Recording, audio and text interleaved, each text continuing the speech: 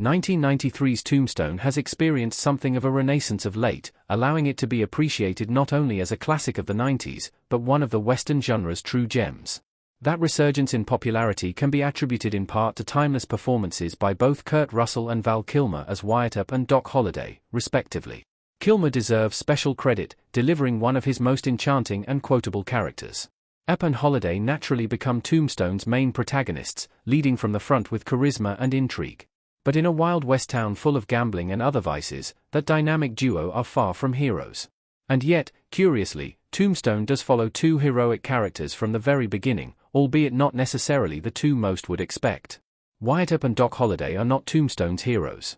Tombstone is quite transparent in not presenting Val Kilmer's Doc Holliday as a traditional hero, but more a lovable scoundrel capable of being ruthless or noble as the situation demands.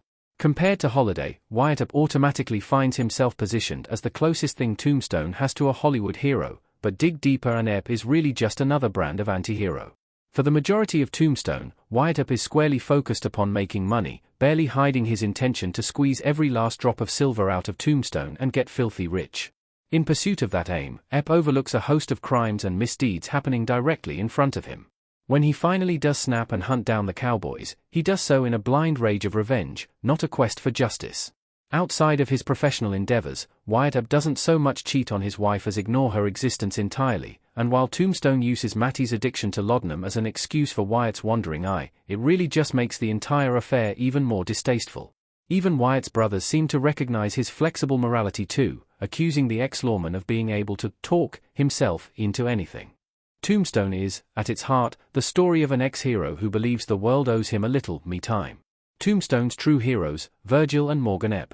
Among Tombstone's main players, the only two characters who truly meet the definition of hero are Wyatt's brothers, Virgil and Morgan. Not only are their business interests less zealous than Wyatt's, they also manage to avoid skipping town with other women.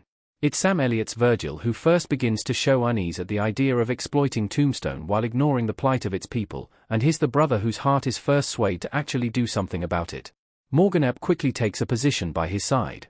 Indeed, one of Bill Paxton's first great scenes involves Morgan innocently musing on the existence of heaven, something Wyatt shows little interest in. Immediately, this exchange establishes Morgan as the purer of the two. Virgil and Morgan represent the less jaded side of Wyatt, perhaps the person he was before first becoming an officer of the law. It's telling that as they gear up for the gunfight at the OK Corral, the ailing Doc Holliday shows more resolve to support Virgil and Morgan in battle than their own brother does, with Wyatt hoping to appease the cowboys by leaving them alone.